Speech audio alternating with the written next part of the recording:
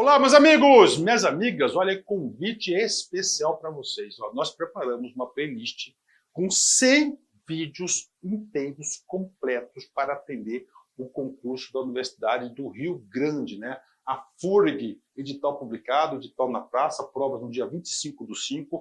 Esse concurso é para o cargo de assistente em administração. Gente, olha só um convite para vocês. Aqui é uma playlist. Essa introdução vai estar em todos os nossos vídeos, né, de 2 minutos aí, rapidão aí. Você assista esse vídeo. Professor, eu quero direito ao material de apoio. Ah, professor, eu quero assistir na plataforma da LAC. Você pode? Pode. Aí eu peço uma pequena contribuição, até para você ajudar esse grande projeto de socialização do conhecimento da LAC Concursos, né, por apenas R$ 99,90. É isso mesmo, ó.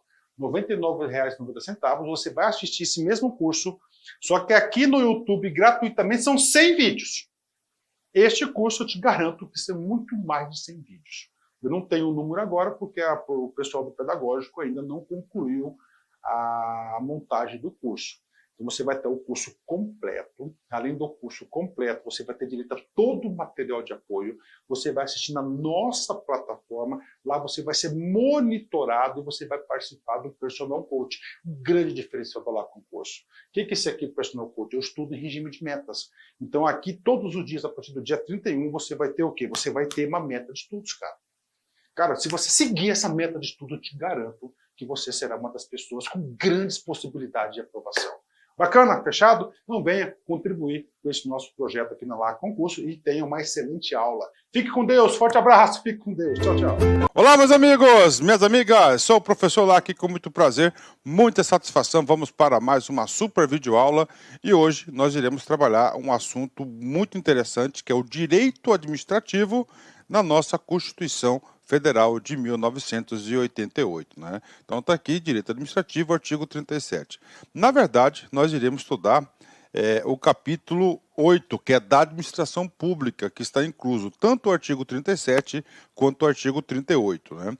O artigo 37 é muito importante para o nosso direito administrativo. Cara, diversas vezes, diversas questões, muitas questões, elas são produzidas com base no artigo 37. O artigo 37 que possibilitou a criação de vários instrumentos aí do mundo administrativo, né, do direito administrativo. Então é muito importante a gente estudar o artigo 37, dispositivo por dispositivo. Cada dispositivo do artigo 37 tem um impacto real no direito administrativo. Então vem comigo, né? Eu digo assim, cara, é muito importante você ter esse conhecimento, por quê? Porque este assunto aqui, ele pode ser cobrado, e é cobrado muito, na prova do direito administrativo. E também é cobrado na prova de direito constitucional. Então, vamos lá, artigo 37 e 38. Vamos lá, artigo 37, o caput, né? O caput do artigo, a cabeça do artigo. O artigo 37, a cabeça, ele vai trazer o quê? Os princípios da administração pública, né? Então, vamos lá, administração pública direta e indireta, de qualquer dos poderes da União, dos Estados, do DF e dos municípios, obedecerá aos princípios de legalidade, impessoalidade, moralidade, publicidade e eficiência, e também ao seguinte, né? Então vamos lá. Então, olha só, a nossa Constituição Federal, tá? Então vamos lá. Para onde, qual que é a abrangência do artigo 37 no Brasil? Tá? Então, olha só, a administração, olha aí, ó. A administração pública direta e indireta. De quem, professor? União, Estados, DF e municípios, né? Olha aí, tá? Obedecerão, né? Olha, ó, todo mundo, né? Ou seja, isso é importante por quê? Porque não é somente o artigo 37. Ou seja, toda a administração pública, né, toda a administração pública brasileira deverá obedecer não somente o artigo 37, mas também todos os dispositivos deste artigo. Então, ou seja, essa aula ela serve para concurso federal, para concurso estadual, distrital e municipal também. Então vamos lá, então a abrangência, né? Então o artigo 37 traz essa abrangência. Vamos falar dos princípios, né? Então temos os princípios aqui, ó, da legalidade, impessoalidade, moralidade, publicidade, e eu vou colocar aqui o princípio da eficiência de uma cor diferente, porque requer uma explicação diferenciada, né? Olha aí, esse canetão aqui já está com problema, né? Rapaz, é incrível, cara. Aí, ó, eficiência, né? Então vamos lá. Professor, o que significa o princípio da legalidade? Tá? O princípio da legalidade significa dizer o seguinte, que toda a administração pública, que todos esses entes aqui, somente pode fazer aquilo que a lei autoriza, aquilo que a lei determina expressamente. Esse é o princípio da legalidade. Tá? Esse é o princípio da legalidade. Inclusive, a legalidade é a principal fonte do direito administrativo, ou seja, toda a administração pública, os administrados, estão vinculados ao princípio da legalidade. Ou seja, não pode inventar moda. Né? Sobre o princípio da legalidade, eu tenho que fazer uma ressalva muito importante aqui em relação ao seguinte, tá? Em relação ao direito privado. Como é que funciona, professor, o princípio do direito da legalidade no direito privado? O direito privado é aquele que regula o quê? Entre as partes, entre os particulares. É uma relação entre os particulares. A relação entre os particulares, claro, tem o princípio da legalidade. Só que lá a ótica, como se depara com o princípio, é o contrário. Lá, no direito privado, entre os particulares, você pode fazer tudo, desde que a lei não proíba expressamente. Desde que a lei não o proíba expressamente. Aqui não. Aqui você só pode fazer aquilo que a lei expressamente determina.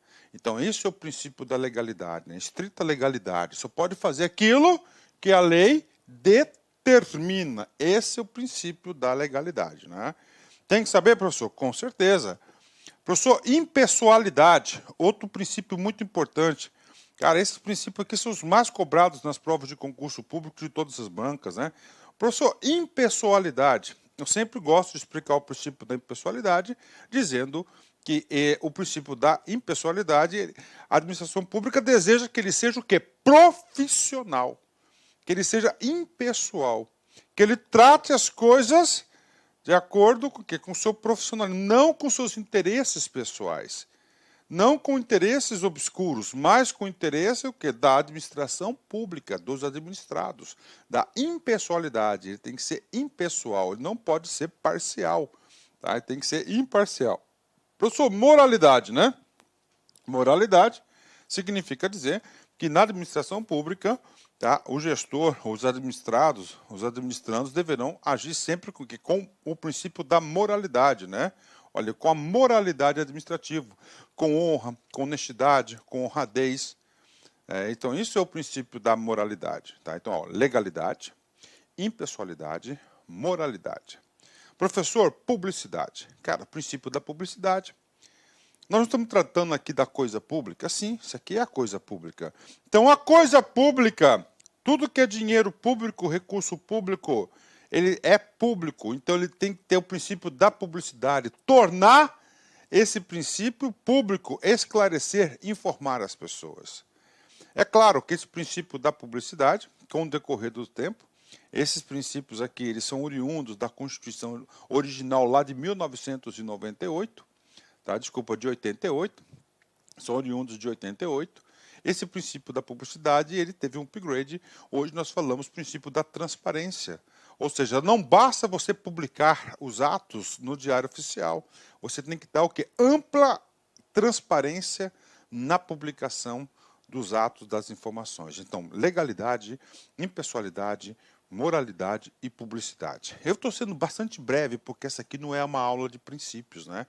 Isso aqui é a aula do artigo 37, né? Publicidade.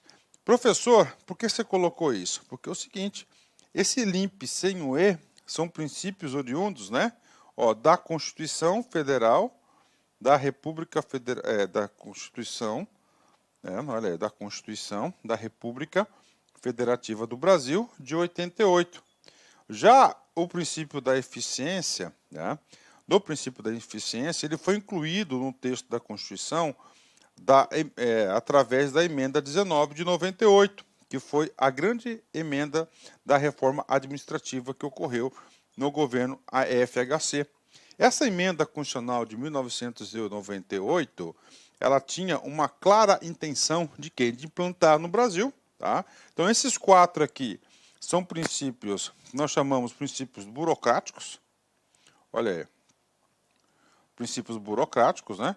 E esse princípio da eficiência aqui, que foi incluso na Constituição, e o examinador, várias questões de concurso já perguntaram isso, né? Diz o seguinte, foi a tentativa de implementar, né, uma administração pública brasileira de modo gerencial. De modo gerencial. Então, por isso que tem esse E. Tá? Esse E é E de eficiência. Tá? E de eficiência, eu sempre, para explicar para vocês, está relacionada em 2 grandes dimensões. Primeiro, olha só, o que é ser eficiente na administração pública?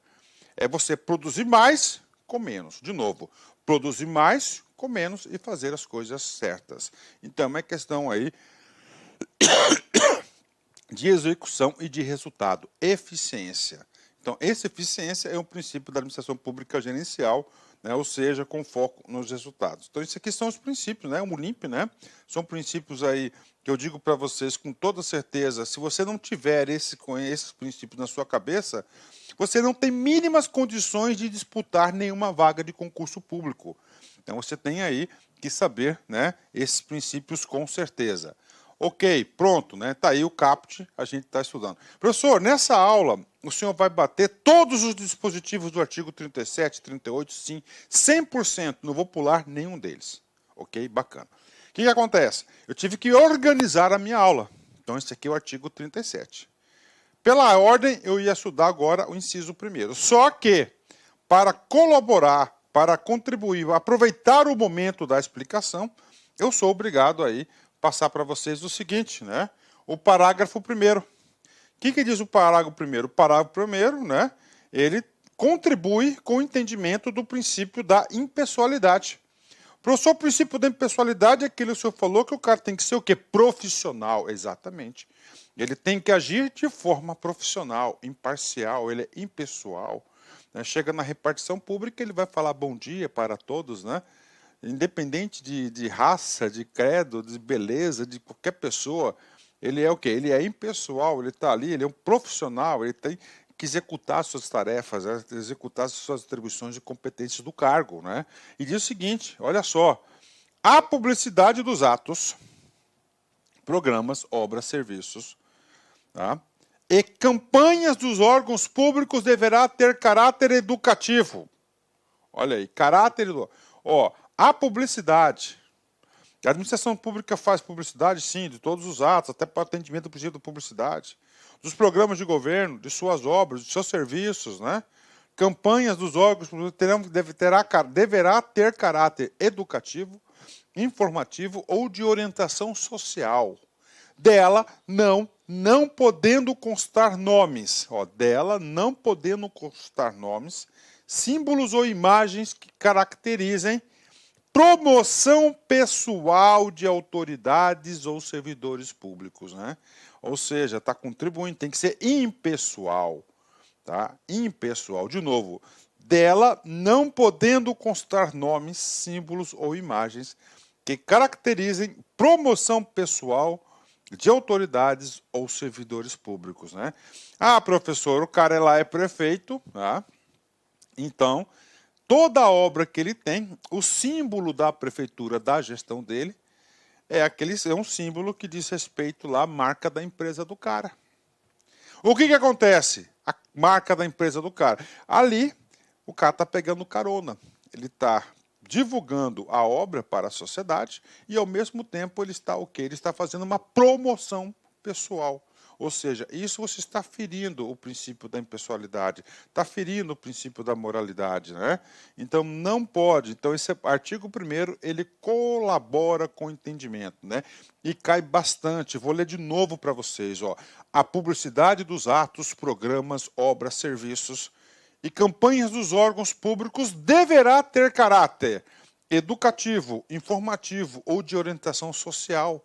Caráter educativo, informativo ou de orientação social. Ou seja, cumprindo as finalidades da própria administração pública e não deverá cumprir as finalidades pessoal dos seus agentes, né? Dela não podendo constar nomes, prefeito fulano de tal, por isso tem que falar governo do estado tal, né? Governo da prefeitura, símbolos, né? Ou imagens que caracterizam promoção pessoal de autoridades ou servidores públicos, não só de autoridades, mas também de servidores públicos. Ou seja, essas autoridades e os servidores públicos estariam pegando carona aí na promoção, na publicidade do governo. Tá? Pronto, agora a gente vai aqui para o inciso 1º. O inciso 1º. Então, o inciso 1º, ele traz o seguinte, agora ele fala o quê? De cargos públicos, né? Ele vem falar o quê? De cargos públicos, né? Os cargos, empregos e funções públicas são acessíveis aos brasileiros. Tá? Isso aqui é chamado regra de acessibilidade, tá? Regra de admissionalidade. Então é o seguinte, regra geral, gente, regra geral, olha aí, os cargos, empregos ou funções públicas, né, são acessíveis aos brasileiros que preenchem os requisitos estabelecidos em lei, assim como aos estrangeiros na forma da lei. Então vamos lá, vamos explicar esse cara aqui, cargos públicos, né? Então vamos lá, primeiro, né, cargos, olha aí. Cargos públicos. Tá? Professor, cargos, empregos. Esses empregos aqui é o empregado público, é o cara que está vinculado no regime CLT. Esse cargo aqui, normalmente, é o cara que está vinculado ao regime jurídico único, ou seja, um estatuto. Tá? E funções públicas, né? Olha aí, ó, normalmente cargos de liderança. São acessíveis aos brasileiros. Então, regra geral. Acessível a quem? Aos brasileiros.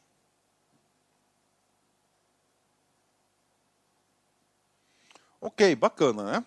Ok, cargos, né? Cargos públicos, está aqui. Empregos e funções, né? Agora, para o preenchimento desses cargos, ok, deverão ter estabelecidos em lei. Professor, que lei que é essa? São as leis de carreiras, de criação dos cargos. Aí são as leis de carreiras, criação dos cargos, né? Assim como os estrangeiros. Aí, os estrangeiros podem também.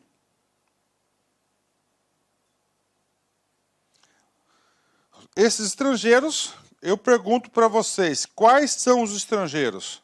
São estrangeiros. Bacana, né? E nós temos aqui o português equiparado.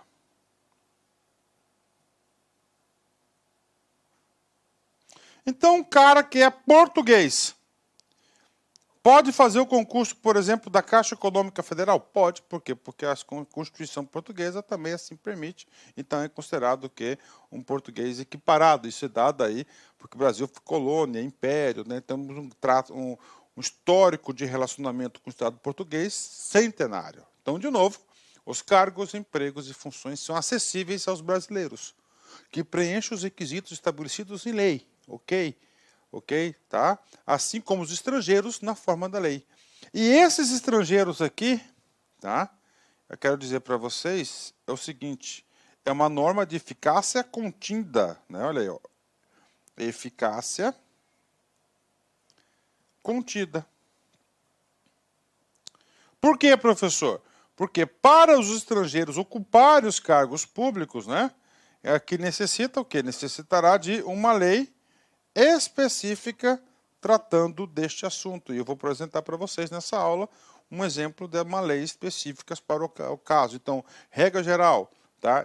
Então, eficácia aí instantânea, né?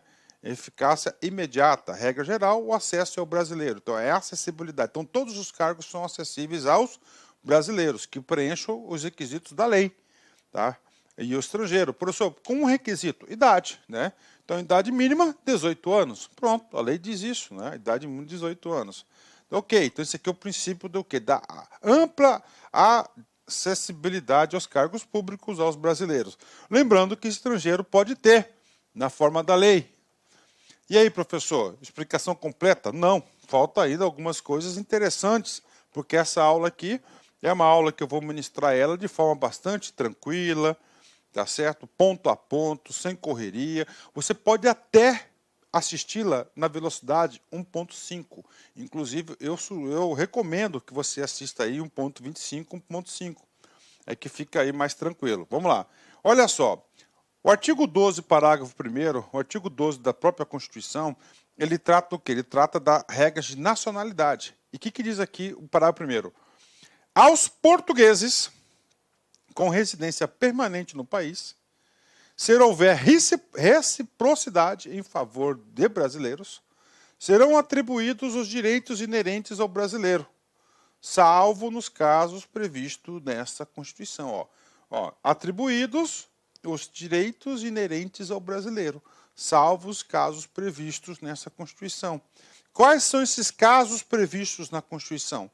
Temos alguns cargos, né, que são o quê? São exclusivamente de brasileiros natos, né? Por exemplo, vamos supor aqui, presidente da República. Então, o presidente da República é um cargo exclusivo para brasileiros natos, não naturalizados, né? Agora fala, serão atribuídos os direitos inerentes ao brasileiro. Professor, esse direito do inciso 1º, a ocupação de cargos, empregos e funções públicas, então, são estendidos ao quem? Aos portugueses com residência permanente no Brasil, no país. Então, o português equiparado, ele vai ter que ter o quê? Primeiro requisito, uma residência permanente no país. Olha que excelente situação no comando da questão. O comando da questão, o cara vai lá e ele vai colocar o seguinte, né? Que ele não reside no Brasil e resolveu fazer o concurso do Banco do Brasil, por exemplo. Não pode, porque ele tem que residir. Então, esse aqui é o primeiro dispositivo. Segundo dispositivo, se houver reciprocidade em favor de brasileiros, ou seja, se o Estado português também reconhecer e cumprir esse benefício aos brasileiros lá, então ele poderá ter aí, ele pode ser atribuído os direitos de brasileiro. Bacana? Exceto aqueles casos previstos nessa Constituição, que aí eu estou dizendo para vocês que na própria Constituição, no próprio artigo 12, salvo engano, parágrafo 5º, né? Parágrafo 5º lá trata quais são os cargos de preenchimento exclusivo de brasileiros natos. Né? Aí fala, né, que o ministro da Defesa, por exemplo, né, o ministro da Defesa tem que ser também brasileiro nato, tem vários outros, né? Tem várias outras situações, né? Bacana, ok. Último assunto para completar, ficar 100% o entendimento da ocupação dos cargos. Então ele fala no finalzinho, no inciso 1º, assim como os estrangeiros, na forma da lei. Então, a regra de estrangeiros para preencher é uma regra de eficácia contida. Necessita de uma outra lei para fazer o quê? Cumprir. Então, vamos lá no Estatuto do Servidor Público, Lei 8.112 de 90, artigo 5º, parágrafo 3º. As universidades e instituições de pesquisa científica e tecnológica federais poderão prover seus cargos com professores e técnicos e cientistas estrangeiros, de acordo com as normas e procedimentos desta lei. Ou seja, né? Então, especificamente, tá? Aí eu digo para vocês, especificamente, para o atendimento desse dispositivo aqui, então o constituinte, olha só, né? Os estrangeiros, né? A lei federal, né? Destinou o quê? Para, especificamente, o preenchimento de estrangeiro, para o quê? Para as universidades federais e institutos federais. Por quê? Porque, às vezes, uma universidade federal, tá? Ela tem intenção aí de preencher uma certa área do conhecimento, que no Brasil nós não temos profissionais desse naipe, por exemplo. Aí abriu a possibilidade o quê? De você receber, né, estrangeiros que tenham essa qualificação no sentido quê? De engrandecer, de enriquecer a nossa pesquisa, as nossas atuações na universidade. Então, essa é a intenção, né? Aqui você pode dizer, o Estatuto, a Lei 8.112, ela não é exclusiva somente para universidades, era para todo o serviço público federal. Então, para o preenchimento de cargos de estrangeiros, A lei somente permitiu nesse caso. Ah, professor, eu quero fazer concurso, eu sou estrangeiro, eu quero fazer concurso para o Ministério da Economia. Não pode, criança. Por quê? Porque é somente estrangeiro, salvo o português equiparado, são as universidades e instituições de pesquisa científica, tecnológica federais, poderão prover seus cargos como professores, técnicos e cientistas estrangeiros, né? De acordo com as normas e procedimentos desta lei. Ou seja, ele vai ter que fazer concurso como todo mundo aí, né? Que é a forma de provimento. Então, esse aqui é o inciso primeiro. Pronto, né? E agora? Agora você pode ter certeza que você já tem um entendimento aí muito bacana. Inclusive o seguinte, tá? Antes de você ir lá estudar a Lei 8.112, por exemplo, é muito bom você estudar esta lei, essa aula primeiro dos dispositivos do direito administrativo na Constituição Federal. Inciso segundo, também trata de cargos públicos, né? Especificamente, né? Vamos tratar do quê? Vamos tratar do quê? Do concurso público. Olha aí, tá? Antes da Constituição de 1988, você tem que entender, né? Você tem que entender algumas coisas, né? Então, nós temos aqui, temos um marco, né? Olha aí, nós temos um marco, tá? Aí. Então, a Constituição de 1988, né? Antes da Constituição, né, o concurso público era exceção. Aí. Tá? Depois, ó, provimento, concurso público. Aí. Antes de 1988, né? No 88, a regra do concurso público não era plena e absoluta. Então é o seguinte, você quer ser servidor público. Beleza, bacana, vai lá, procura um deputado, pega uma cartinha do deputado e apresenta lá no órgão qualquer. Né? Provavelmente você terá o seu pedido atendido de acordo com a moral, né? O prestígio do seu deputado. Né? Então você tinha o provimento. Né? Então aqui, ó, a regra aqui era o quê? Sem concurso. Olha, ó. Sem concurso. O que aconteceu? O Estado começou a ser o quê? Minado. Tá? Começou a ser minado por interesses privados. Aí o Constituinte de 1988 fez esse inciso aqui muito importante. Parou. De agora em diante, né, o provimento é somente através do concurso. E eu digo para vocês o seguinte, o concurso público, na minha opinião, é uma das maiores manifestações da democracia que eu conheço. Ele é altamente democrático. Todo mundo no mesmo local, sendo avaliado pela sua competência, pelo seu esforço, pela sua inteligência, vai fazer uma prova de concurso. Regras iguais para todos. Então, olha aí o exemplo da democracia, né? Um exemplo do exercício da democracia. Então, esse é o contexto, né? Concurso público, tá aí, né? E aí, professor? Aí, né, então fez o marco, daqui para frente todo novo provimento, né, é somente através de concurso público. Aí nós temos uma regra que ele falou o seguinte, tá? Vamos colocar aqui, ó, 5 anos, né?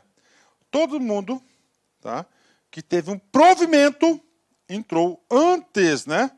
Ó, daqui para trás, sem concurso público, tá? Esses caras foram estabilizados. Tá? Lá no ato das disposições constitucionais transitórias da Constituição, eles estabilizou aí, ó, essas pessoas aqui, daqui para trás. Né? E quem estava daqui até 5 anos, eles tiveram que deixar a administração pública, foram exonerados. Né? E daqui foram estabilizados, ou seja, eles continuaram estabilizados, né?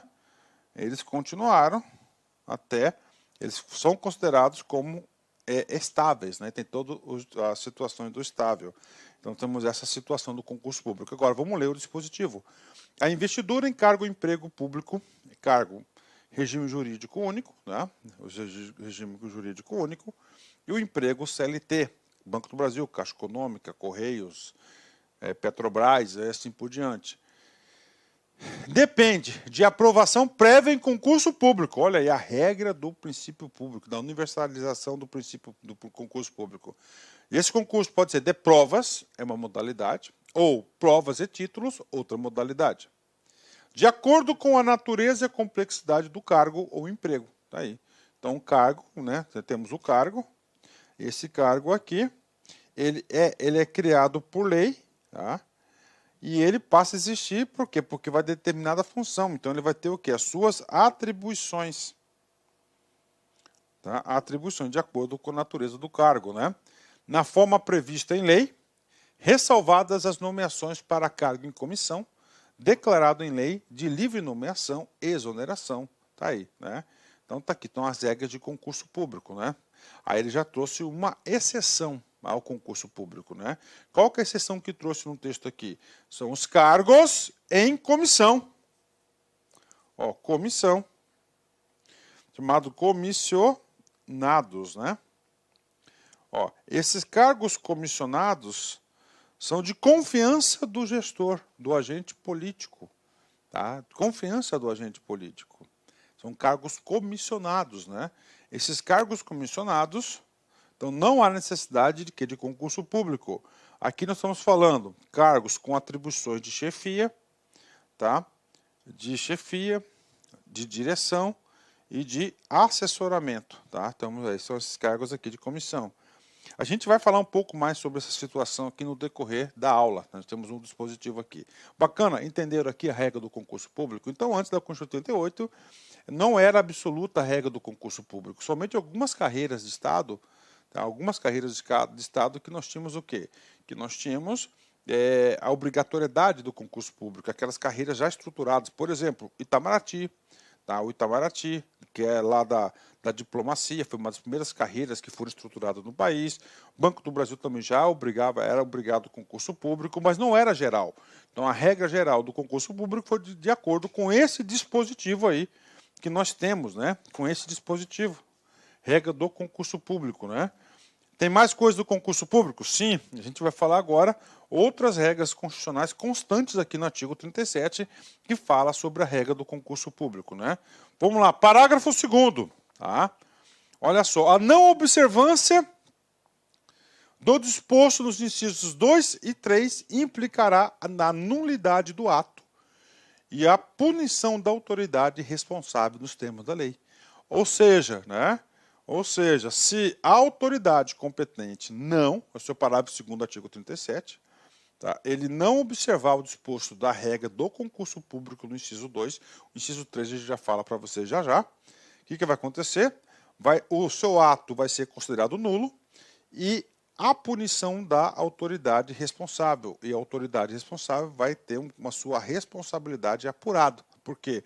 Porque está desrespeitando a regra do concurso público, né? Olha a preocupação, a importância que foi aí, tá? A importância dada pelo Constituinte em relação ao concurso público. Falou o seguinte, inclusive o seguinte, se você não cumprir, aquela pessoa que você nomeou de forma errônea, o ato será anulado, tá? O ato será anulado e você será punido. Professor, é a regra do inciso 2º, inciso 3º, né? O inciso 3º diz o seguinte, ele vai falar o quê? Do prazo de validade do concurso público. Então, o prazo de validade do concurso público será de até 2 anos, prorrogáveis de uma vez por igual período. Aí eu vou aproveitar e explicar uma coisa muito importante. Olha só, o prazo é de até 2 anos. Ok? Tá? Até 2 anos. Prorrogável, olha aí.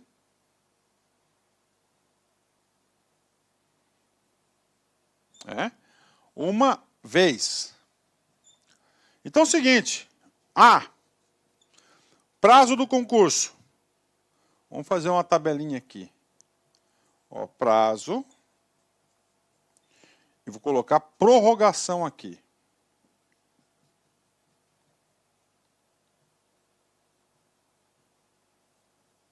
Ó.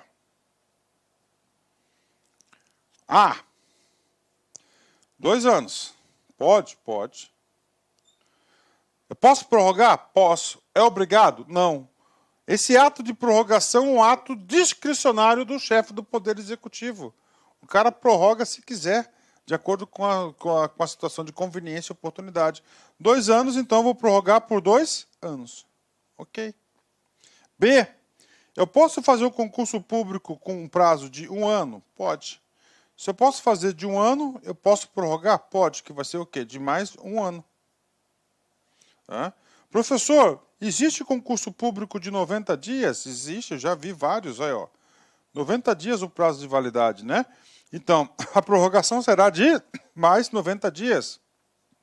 Olha aí. Aí, ó, 90 dias, 90 dias. Agora, o que não pode é o cara colocar 1 ano, depois ele prorroga por 6 meses, por 2 anos, né? Por 3 anos. Não pode. Então, é sempre de igual. A prorrogação tem que ser de igual prazo. Então, até 2 anos. Não significa dizer que todos os concursos públicos terão prazo de 2 anos, né? Por que eles colocam 2 anos? Porque o concurso público é um procedimento caro, é um procedimento lento, é um procedimento demorado, complexo, né? E ele requer um custo, tem um custo da administração pública, né? Não só um custo lá do certame em si, mas para a administração. Então, você coloca 2 anos, por 2, 4 anos, o que acontece? Você já tem aí, né, profissionais, agentes públicos, o quê? Agentes públicos já selecionados. Agentes públicos selecionados para o trabalho. Tá? Você vai ter lá os agentes públicos já selecionados. Bacana? Entenderam aí? Tá? Vamos lá. Outra regra do concurso. Né? Vamos lá. Durante o prazo improrrogável previsto no edital de convocação, aquele aprovado em concurso público de provas e títulos será convocado com prioridade sobre os novos concursados para assumir cargo ou emprego em carreira. Então, temos aqui, vamos colocar a situação, né? Vou colocar aqui situação A, depois eu vou colocar outra cor, né? Olha aqui, A, entendeu? Eu vou arredondar aqui os prazos, né? Vamos colocar aqui, ó, 2020, tá? Teve um concurso. Esse concurso, né? Ele foi homologado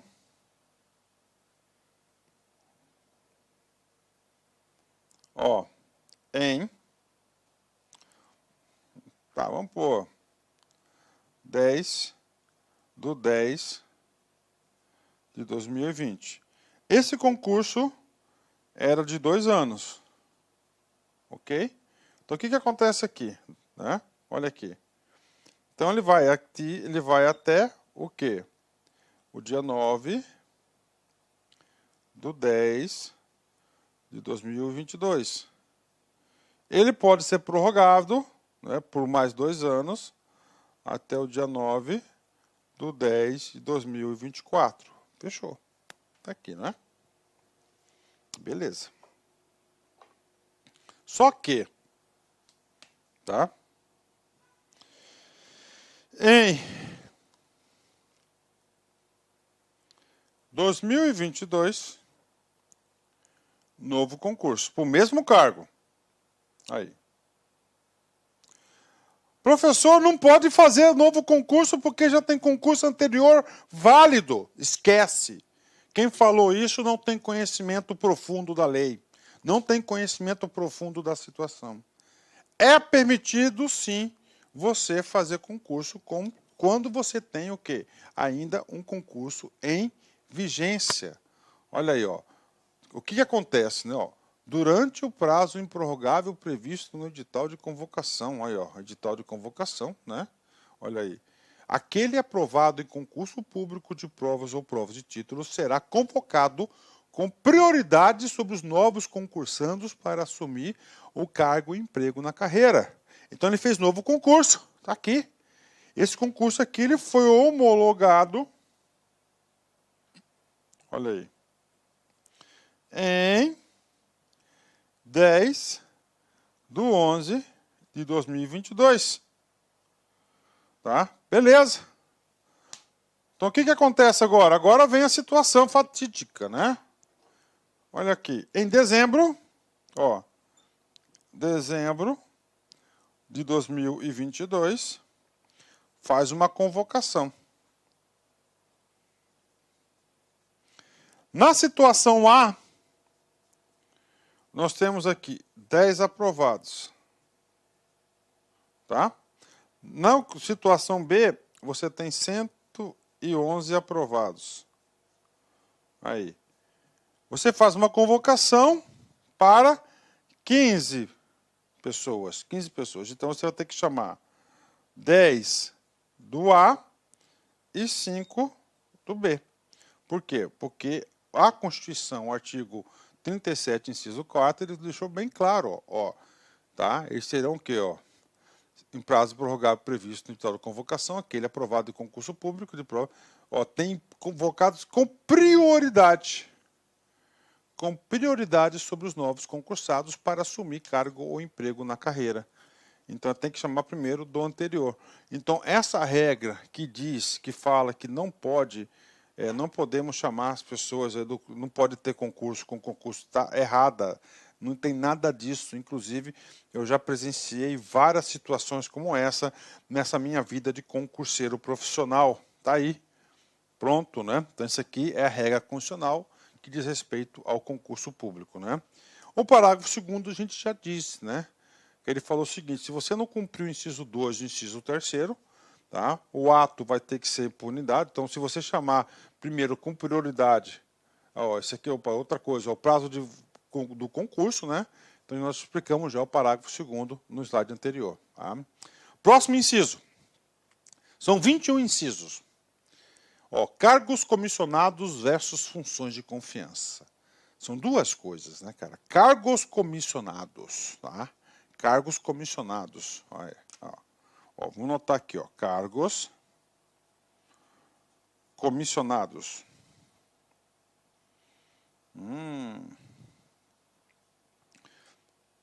É diferente de quê? Função de confiança. Ambos os cargos aqui, tá? A pessoa, eles vão ocupar com a função de direção, chefia e assessoramento, tá? Vão ter que ter atribuições, ó, adicionais.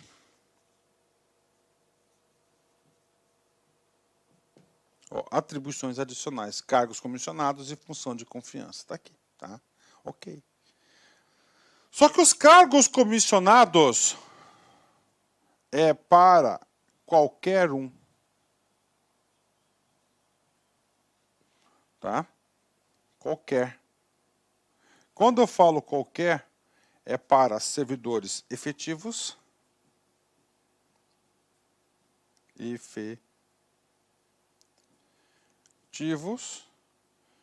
para servidores não efetivos. Aqui seria concursados. Tá? Quando o cara é concursado, ele passa a ser efetivo no cargo, né? Ou seja, ele não é provisório. Então tá aí.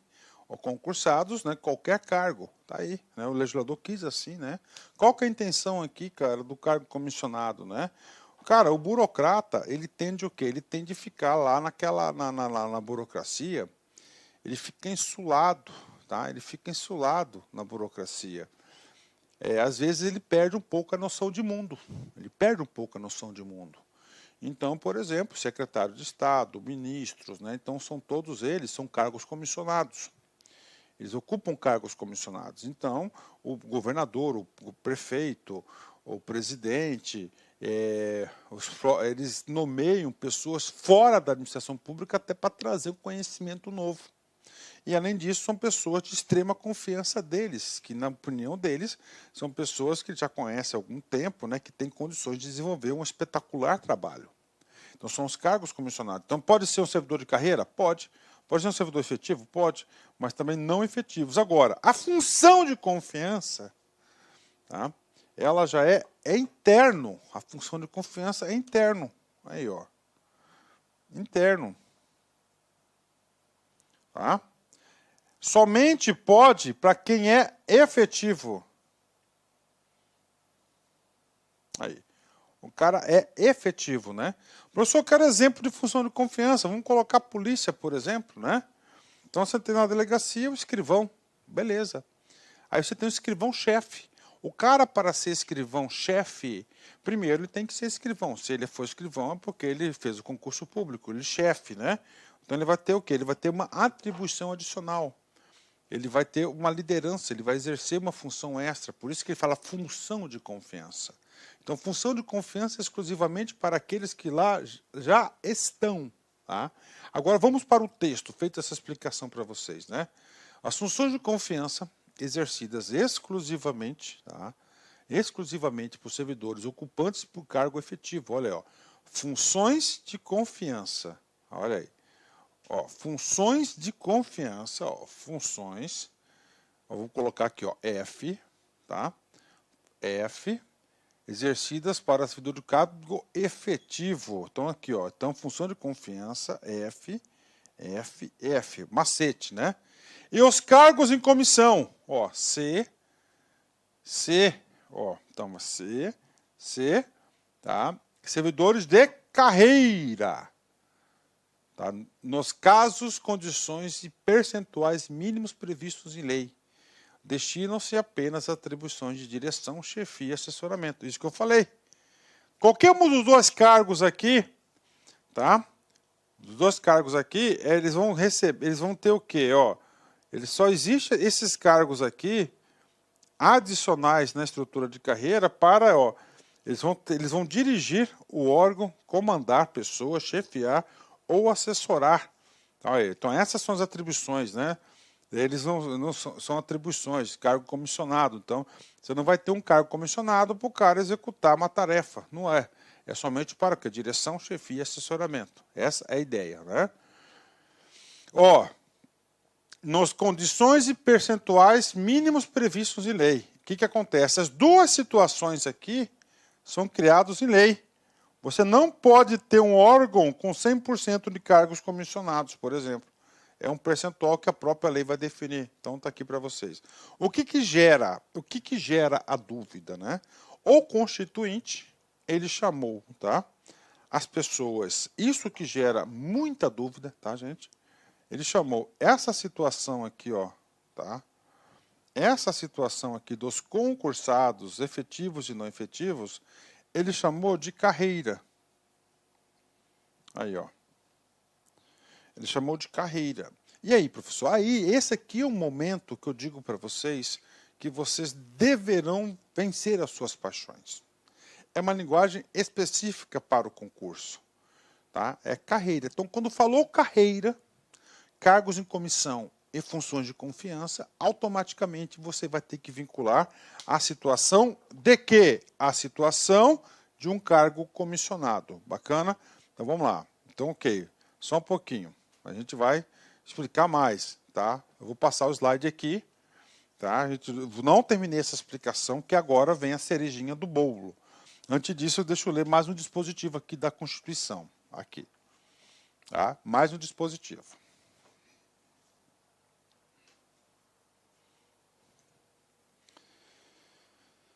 É vedada incorporação. Esse dispositivo aqui, tá? Vamos lá. É vedada, o artigo 39, parágrafo 9º. É vedada a incorporação de vantagens de caráter temporário ou vinculadas ao exercício de função de confiança ou cargo em comissão à remuneração do cargo efetivo, incluído pela emenda constitucional 103, tá?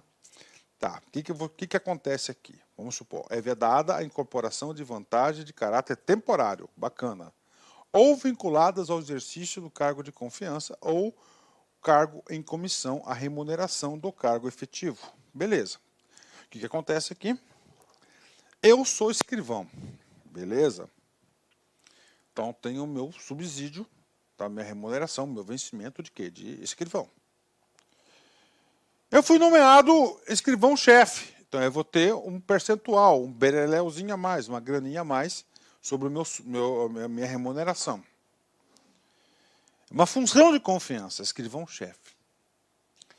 Eu fiquei 25 anos nessa função de escrivão-chefe. E hoje eu perdi essa função de confiança, eu sou efetivo, pode. O que acontece? Não vai ser incorporada essa verba, essa vantagem. Ó. É vedada a incorporação de vantagem de caráter temporário ou vinculadas ao exercício de função de confiança ou de cargo em comissão ou a remuneração do cargo efetivo. Tá? Então, cargo efetivo, o cara pode ocupar tanto o cargo em comissão, quanto ele pode ocupar também a função de confiança. Tá? Ele pode ocupar as duas posições. Então, esse parágrafo 9º aqui, do artigo 39, ele diz que não é permitido o quê? A incorporação dessa verba. Bacana, tá? Beleza, tá aí. Tá? Então, aqui é completo. Vem comigo. Então, nós temos aqui função de confiança, servidor efetivo. Cargos em comissão, servidor de carreira. Servidor de carreira, efetivo ou não. Não é isso? Efetivo ou não. Isso aqui é uma terminologia. Então, a gente vai fazer aqui. Olha só. Um macete. Ó, funções F. Confiança, funções de confiança, F. Serão executados por servidores ocupantes de cargo efetivo. Verdadeira. Aí. Tá? Pronto. Aí. Os cargos C em comissão C serão preenchidos por servidores efetivos. F. Falsa. Né? Aí. Agora, efetivos ou não. Aí é verdadeiro. Tá? Então, isso aqui é um macete, só para você recordar, para você memorizar. Isso aqui são todas as frases que foram cobradas em concurso público. Olha aí, ó. Funções F, de confiança F, serão exercidas por servidores ocupantes de cargos efetivos. Verdadeiro. Ou não. Ó, aí ou não, já tornou o quê? Falso. Aí, ó, ou não. Beleza? Olha aí, ou não. Tá? Funções de confiança, FF, são exercidas exclusivamente por servidores ocupantes de cargo efetivo. Verdadeiro. Tá? Verdadeiro. Vamos lá. Os cargos em comissão, CC, devem ser exercidos por servidores de carreira. Verdadeiro. CCC. Ó, carreira, cargos, comissão. Tá? Os cargos em comissão somente podem ser, ó, cargo, comissão, CC, preenchidos por servidores de cargo efetivo. Errado, é efetivo e não efetivo. Olha aí, assim que cai em prova.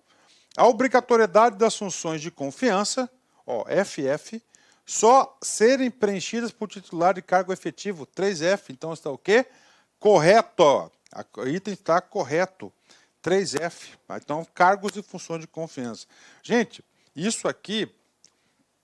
Muita gente estuda e não consegue entender esse dispositivo. Então, funções de confiança é exclusivamente para aqueles servidores efetivos, concursados.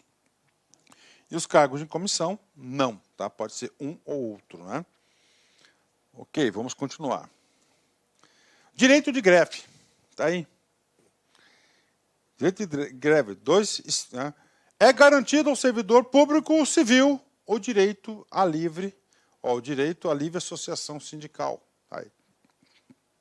O de greve é o sétimo, né? Ó, é garantido ao servidor público civil, civil, não militar, tá? O militar não tem o direito de associação, o direito à livre associação sindical. Então, o servidor civil, tá? O servidor civil tem direito a se sindicalizar ou se associar. Tá? Então, é um direito garantido pela Constituição Federal. Bacana, né? É um direito aí das categorias. Direito de greve é o inciso 7. O direito de greve será exercido nos termos dos limites definidos em lei específica. Opa, professor, eu lembrei do estrangeiro. Então, esse dispositivo aqui é um dispositivo de eficácia. Olha aí. Ó, eficácia, tá? Ó, contida. Ou seja, para o servidor público, tá? Para o servidor público exercer o seu direito, necessita de uma lei, tá? E essa lei aqui, ela é o quê? É uma lei específica.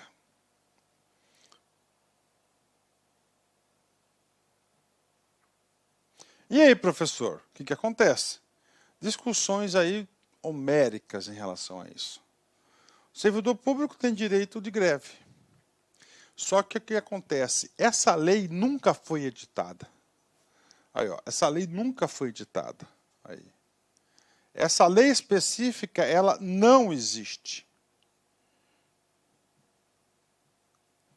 Se ela não existe, significa dizer o seguinte, que eu não posso exercer o meu direito de greve.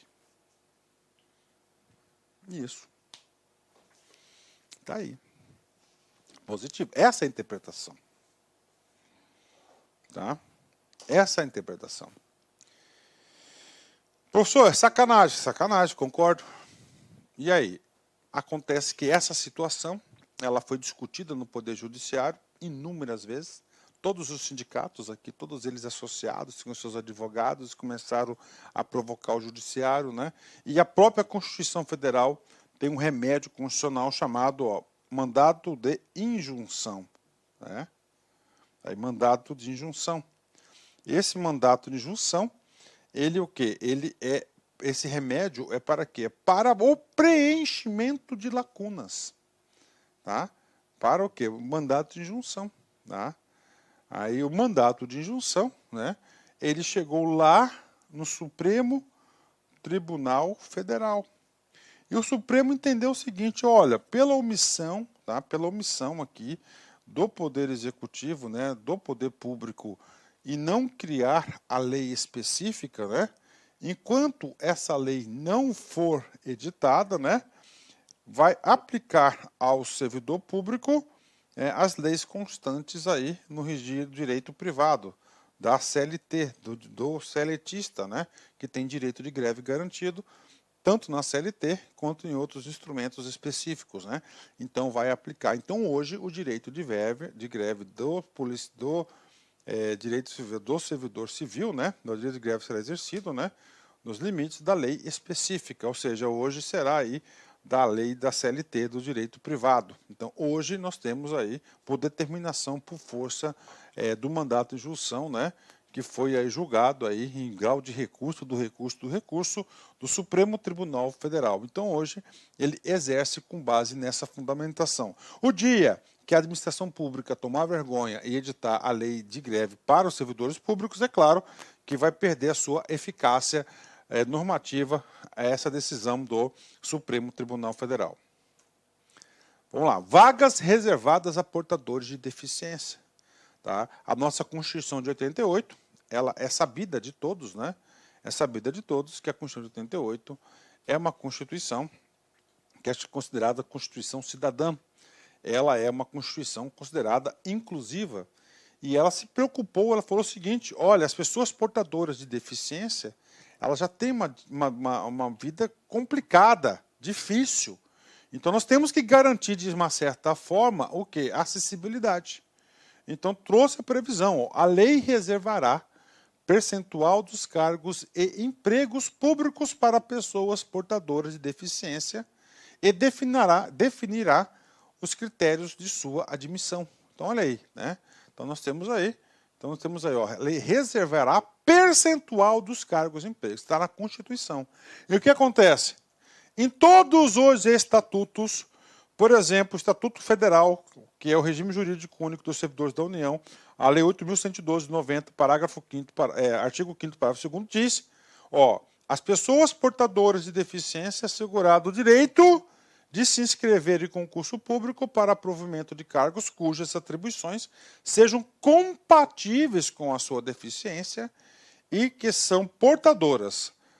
Para tais pessoas serão reservadas até 20% das vagas oferecidas no concurso, até 20%. Né? Ah, professor, então o concurso tem 15 vagas. Tá? Eu posso reservar uma vaga? Pode, né? Então, você tem até 20%. Quem vai dizer isso vai ser o edital, a regra do edital. Mas você pode reservar, está reservadas até 20% das vagas, né? Então, o que acontece? Esse percentual de 20% aqui ele vai variar de estatuto para estatuto. Eu já vi estatuto com 10%, com 5%, entendeu? Com 15%. Então você vai ter que ler o seu estatuto. Isso aqui é o federal. Então cada estado tem o seu percentual, pode ser igual ou diferente. Cada município tem o seu, também pode ser igual ou diferente. Tá? Ok. Inciso número 9. Contrato temporário. Contrato temporário. O que é o contrato temporário? É a contratação temporária. O provimento. Olha aqui, o provimento. Tá? Provimento, expliquei para vocês, ó, provimento. Regra geral.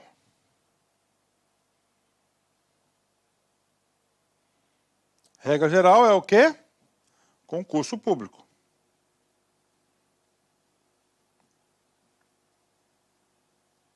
Aqui é para servidores efetivos. É um processo longo, demorado. Tá? Vamos colocar na escola.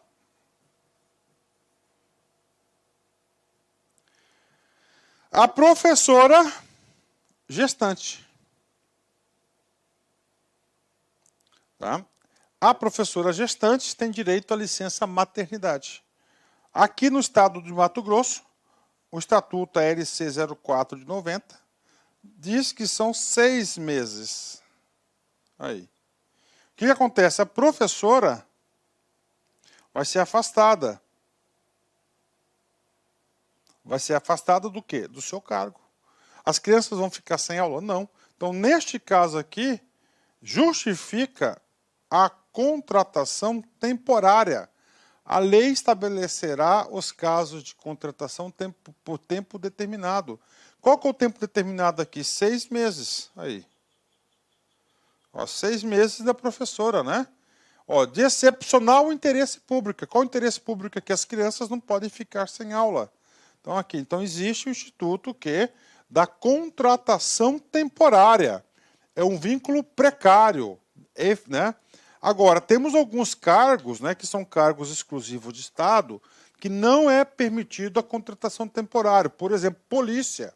Tá? Polícia são cargos privativos de seus efetivos, né?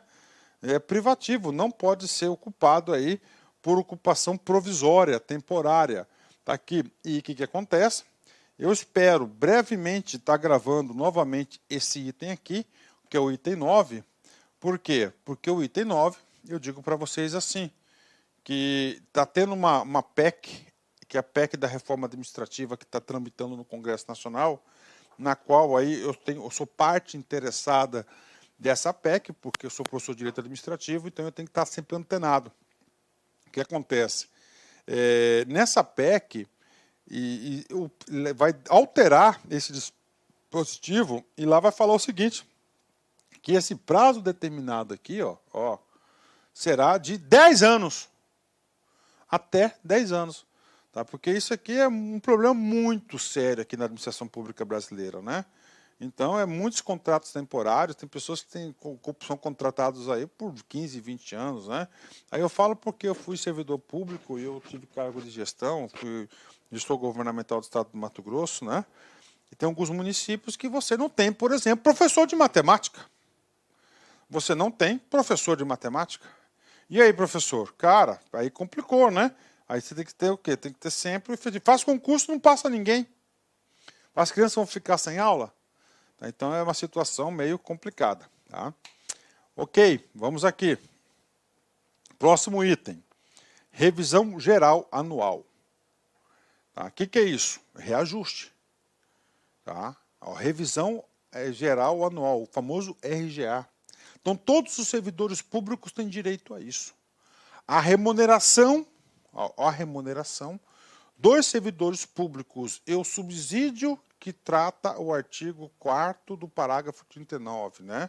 Então, ó, a remuneração, tá aí, a remuneração, tá? Olha aí, ó, formas de remuneração.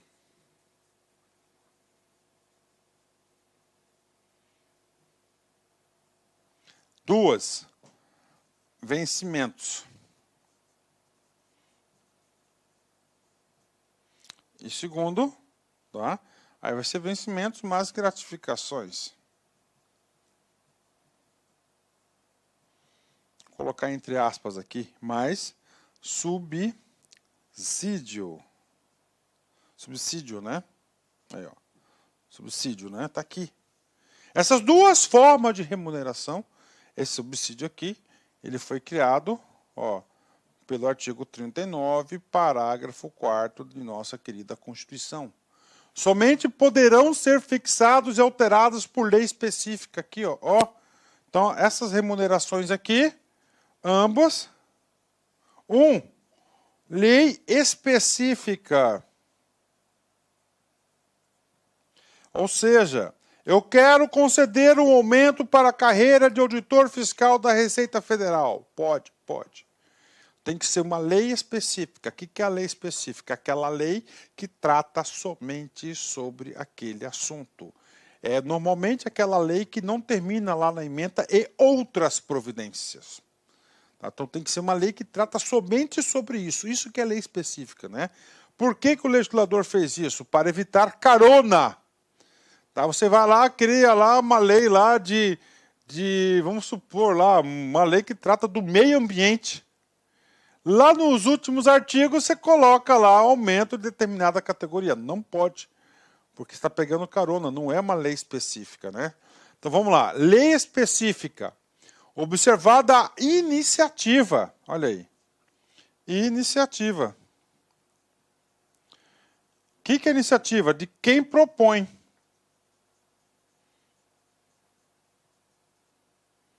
É quem propõe. Por exemplo, eu quero conceder aumento para juízes do estado de São Paulo. Quem que é competente para propor essa lei? O presidente do TJ de São Paulo. Eu quero propor um aumento no subsídio da polícia da Paraíba. Governador do estado, que é o chefe do poder. Tem que ser, então a iniciativa é sempre chefe de poder. Chefe de poder. É ele que tem iniciativa do seu determinado poder. Agora, o cara é deputado.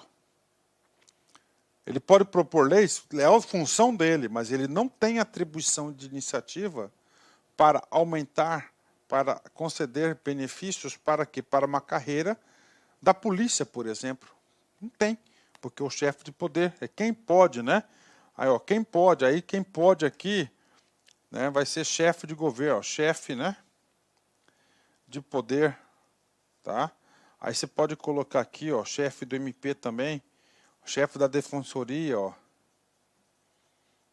Tem competência para isso, né? E assim, é isso. Onde que diz mais? Essa competência iniciativa aqui, ó, normalmente, ó, é a própria Constituição da República Federativa do Brasil que estipula, né? Não cabe eu aqui estar explicando isso para vocês, né? Então vamos lá, remuneração. Vencimento, ó, lei específica, né? E outra coisa, inclusive, né? Eles têm direito à revisão geral anual de sua remuneração. Sempre na mesma data. Data que é chamada data do acordo coletivo, né? E sem distinção de índice, né? O que é distinção de índice, né? Você tem carreira A, tá? Aplicou INPC, por exemplo, carreira B, tá? E PCA. O que acontece? Está diferente. Você está descumprindo, tem que ser um índice só, ou um percentual só. Não está atrelado a percentuais, a índice, né? Então, de acordo com vai determinar aí. Bacana? Então, cada chefe de poder vai definir. Isso aqui é uma. Então, isso aqui é o RGA. Tá aí. É o RGA. O RGA de cada servidor público tem direito aí à sua revisão geral anual. Tá? O inciso 11. Tá? O inciso 11, ele trata do teto remuneratório. Tá? O que acontece? Isso aqui é a tentativa, eu digo tentativa porque o teto ele é furado todos os dias. A tentativa de quê? De conter, né, os super, hiper salários. Então ele falou o seguinte, olha, o teto remuneratório máximo será o quê? Os subsídios dos ministros do Supremo Tribunal Federal. Aí, ó, tá? Então esse é o teto. Tá? Todo mundo que receber acima disso é indevido, vai ter que devolver. É exatamente isso. Então, a teto remuneratório, o que vão lá? A remuneração, vencimentos, né? E o subsídio, uma única parcela, a gente vai explicar sobre isso nessa aula, dos ocupantes de cargos, funções e empregos públicos da administração direta, autárquica e fundacional, dos membros de qualquer dos poderes da União, dos estados, DF, dos municípios, dos detentores de mandato eletivo e dos demais agentes políticos e os proventos, pensões e outra espécie remuneratória, percebidos cumulativamente ou não, incluídas vantagens pessoais ou de qualquer outra natureza, não poderão exceder o subsídio mensal em espécie dos ministros do Supremo Tribunal Federal. Parou. Então, qual que é o teto geral de remuneração na administração pública brasileira? Proventos, aposentadorias, pensões, mandato eletivo, né? Agentes políticos, todo mundo. Qual que é o teto? Ministro do Supremo Tribunal Federal. Beleza, essa é a regra.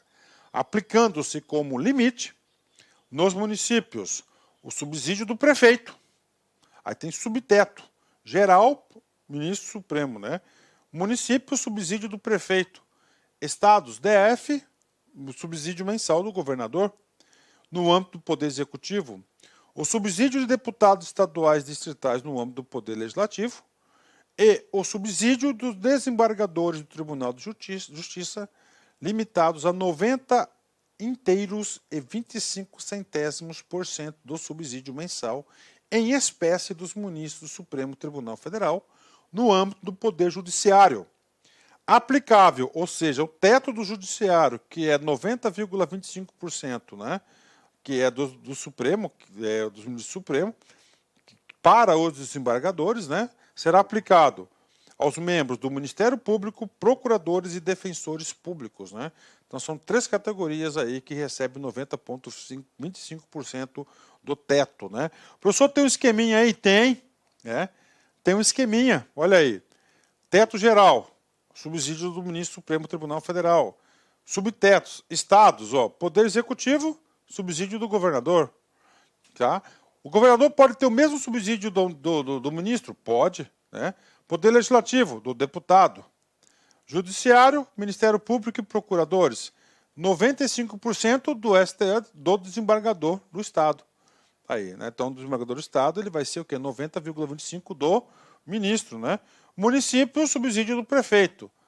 Né? O prefeito pode receber o teto? Pode receber o teto, só que ele vai inflacionar toda a sua folha. Então, esse aqui é o teto remuneratório. Tá? É o teto remuneratório. Acima disso, ele vai ter uma retenção. E eu trabalhei na área de recursos humanos e eu sei exatamente o que funciona. É uma retenção, sim, né? Ok. Tá? Chegou a hora de explicar uma coisa importante sobre remuneração. Nós estamos no bloco de remuneração. Tá? Então você tem a remuneração de vencimento. Então você tem o vencimento básico. E o vencimento básico você tem outras verbas, né, adicionais, gratificações, incorporações e assim por diante. Tá? O que acontece? A estrutura de remuneratória do poder da administração pública brasileira estava uma confusão muito grande. Tá? Os governantes alegavam o seguinte: olha, eu não consigo ter gestão sobre a folha de pagamento. Tá? A folha de pagamento ela cresce de forma vegetativa. Tá? Eu não vou conceder nenhum aumento para a categoria. Nenhum. Eu fiquei 1 ano sem aumento. Vamos supor 2020, a categoria, a folha de pagamento foi de R$1 milhão, um município pequeno, por exemplo. 2021, sem nenhum aumento, sem nada, sem revisão, sem nada. Tá? A folha pulou para 1.500.000. Ou seja, houve um crescimento vegetativo. Por quê? Porque você tem tantas incorporações, tantas gratificações, é muito difícil você ter a gestão sobre isso. Então, aí, o Constituinte Reformador, através da emenda constitucional número 19, que foi uma emenda muito importante na administração pública brasileira, e essa emenda 19 aqui trouxe a tentativa de implementação de uma administração pública gerencial no Brasil, falou, vamos criar o subsídio. Subsídios, qual que é a ideia do subsídio? É uma única parcela, você não vai ter nada pendurado no seu salário para conter o crescimento vegetativo da folha de pagamento. Então vamos lá. Né? Olha lá, o que é isso? O subsídio, né? Então o subsídio ele foi criado para quem? Quem é obrigado a receber por essa forma de remuneração? Então você tem vencimentos, né? E você tem subsídio, né? Membro de poder. Membro de poder. Ok. Membro de poder. O detentor de mandato eletivo. Os ministros de Estado, secretários estaduais e municipais, né? Membro de poder. Prefeito, governador, deputados, tá? Deputados, né? Mandato eletivo, né? Outro, desembargadores, tá? Então, membros de poder, né? Remunerar exclusivamente por subsídio. Subsídio, né? Fixado em parcela única. É uma única verba, não é aquele leite grande, né? Vedado o acréscimo de qualquer gratificação. Vedado qualquer. Então, no vencimento, você tem gratificação, você tem adicional, você tem abono, você tem prêmio, verba de representação e outra espécie de remuneratória. Obedecido, em qualquer caso, o disposto do artigo 37.10. O que é o 10? RGA, Revisão Geral Anual. E o 11, o teto remuneratório. Então, essa foi a intenção. Tá? Então, pegaram-se todos esses penduricários aqui e acrescentou ao subsídio. Então, isso aqui é a política do subsídio. Tá? Bacana, fechou, né? Então, esse aqui é o subsídio, né? Agora, vamos lá, vamos explicar mais sobre isso. O que acontece? Esse subsídio, né, olha aí, a remuneração dos servidores públicos organizados em carreira poderá ser fixada nos termos do parágrafo 4º, ou seja, do artigo 39. Então tá aí. Então o que acontece aqui, o parágrafo 8º? Olha, se você tem uma carreira de Estado, que ela é organizado, que é organizado por carreira, também pode ser paga por subsídio, né? E essa prática, digo para vocês, é uma prática bastante comum, tá? Diversos municípios, diversos estados, diversas carreiras. Por exemplo, o meu estado de origem, o Mato Grosso, lá eu digo que 95% de todos os cargos são remunerados por subsídio, né? Por quê? Porque o Estado entende que é melhor gerenciar pela forma de subsídio, né? Então pode não somente aqueles detentores de poder de mandato eletivo, onde o texto claramente obrigou que a forma de remuneração deveria ser por subsídio. Aqui não. Aqui ele falou pode. Quem que vai escolher? É o chefe de cada poder para fazer os seus planos de carreira, né? Ok?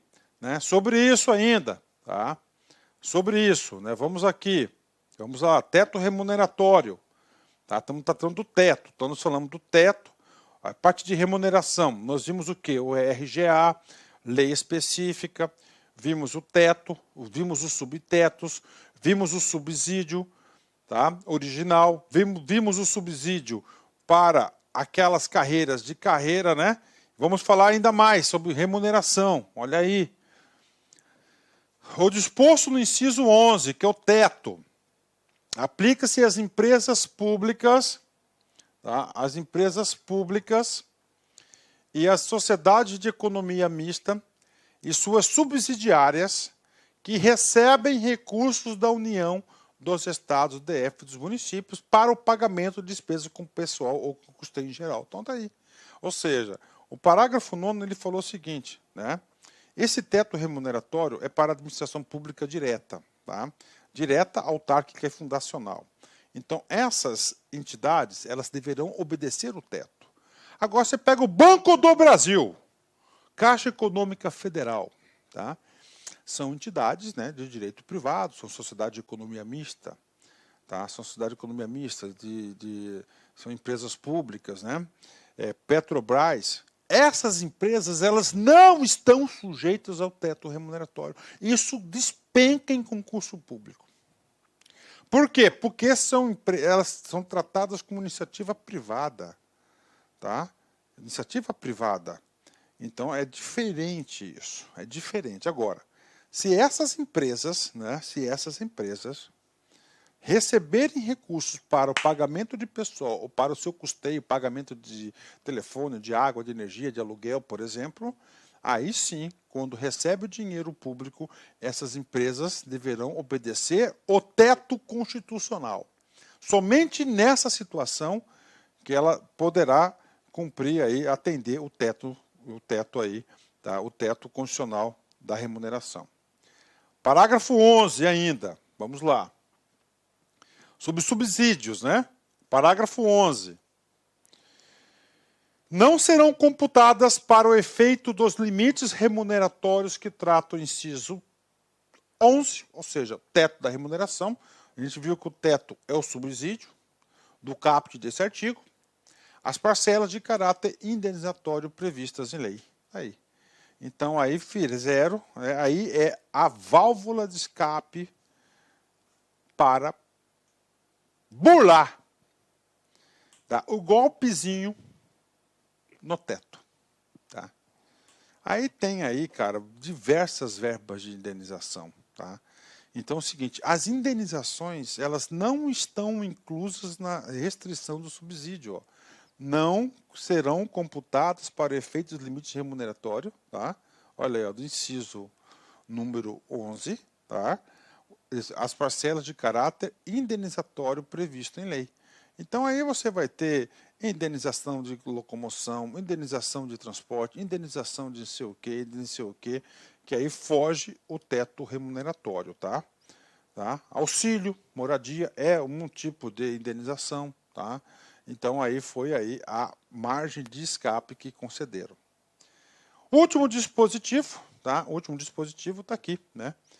Para fins de disposto no inciso 11, que é o teto remuneratório do caput deste artigo, fica facultados os estados, os DF, né, fixar em seu âmbito, mediante emenda às respectivas constituições e lei orgânica, como limite único o subsídio mensal dos desembargadores do respectivo Tribunal de Justiça, limitado a 90 inteiros e 25 centésimos por cento do subsídio mensal dos ministros do Supremo Tribunal Federal, não se aplicando o disposto neste parágrafo aos subsídios dos deputados estaduais e distritais e dos vereadores, né? A emenda 47, está aí, né? Para fins, né, do teto, facultados os estados, ó, então os estados, né, poderão aí, de DF, né, fixar no seu âmbito, mediante emenda às respectivas constituições, ou seja, aqui está falando, olha, cada estado, cada município poderão emendar a sua Constituição ou emendar a sua lei orgânica, que é a Constituição do município, como limite único do subsídio mensal dos desembargadores dos respectivos tribunais. Então ele faz o quê? O subteto interno lá. Bacana? Então tá aí, né? Emenda 2005, né? Outro dispositivo aqui, ó, inciso 12. Isonomia entre os poderes. Nós vimos já um marco importante da Constituição, que esse marco falou o seguinte, de 88. Antes de 88, então você tinha poder executivo, poder legislativo, poder judiciário. Tá? Você pega um cara que é administrativo. Um cara que é administrativo. Esse cara que é administrativo, meu, que exerce funções semelhantes com os outros órgãos, recebiam remunerações muito discrepantes. O Constituinte falou, não, parou. Se você é administrativo, não interessa onde for, tem que ter uma certa isonomia, igualdade de tratamento. Essa é a intenção do inciso 12. Os vencimentos dos cargos do Poder Legislativo, do Poder Judiciário, tá, não poderão ser superiores aos pagos pelo Poder Executivo. Aí não poderão ser superiores. Né? Por quê? Porque o Legislativo e o Judiciário são outros poderes, orçamento um pouco menor, mais fácil para você arrumar as verbas, né? Sempre era o quê? Maior do que o Poder Executivo. Então, a Constituição falou, não, parou, agora a gente vai implementar a isonomia, tá? A gente vai implementar a isonomia. Pessoal, vou dar uma paradinha aqui para um cafezinho rápido, tá? Um cafezinho rápido. E a gente volta para a nossa segunda parte. Já já estou de volta. Tchau. Olá, meus amigos, minhas amigas. Olha, convite especial para vocês. Ó, nós preparamos uma playlist com 100 vídeos inteiros, completos, para atender o concurso da Universidade do Rio Grande, né? a FURG, edital publicado, edital na praça, provas no dia 25/5. Esse concurso é para o cargo de assistente em administração. Gente, olha só um convite para vocês. Aqui é uma playlist. Essa introdução vai estar em todos os nossos vídeos, né, de 2 minutos aí, rapidão aí. Você assista esse vídeo. Professor, eu quero direito ao material de apoio. Professor, eu quero assistir na plataforma da LAC. Você pode? Pode. Aí eu peço uma pequena contribuição, até para você ajudar esse grande projeto de socialização do conhecimento da LAC Concursos, né? Por apenas R$ 99,90. É isso mesmo, ó. R$ 99,90. Você vai assistir esse mesmo curso, só que aqui no YouTube, gratuitamente, são 100 vídeos. Este curso eu te garanto que são muito mais de 100 vídeos. Eu não tenho o número agora, porque o pessoal do pedagógico ainda não concluiu a montagem do curso. Então você vai ter o curso completo. Além do curso completo, você vai ter direito a todo o material de apoio. Você vai assistir na nossa plataforma. Lá você vai ser monitorado e você vai participar do Personal Coach. Um grande diferencial da LAC Concurso. O que é esse aqui, Personal Coach? Eu estudo em regime de metas. Então aqui, todos os dias, a partir do dia 31, você vai ter o quê? Você vai ter uma meta de estudos, cara. Cara, se você seguir essa meta de estudo, eu te garanto que você será uma das pessoas com grandes possibilidades de aprovação. Bacana? Fechado? Então venha contribuir com esse nosso projeto aqui na LAC Concurso e tenha uma excelente aula. Fique com Deus, forte abraço, fique com Deus. Tchau, tchau.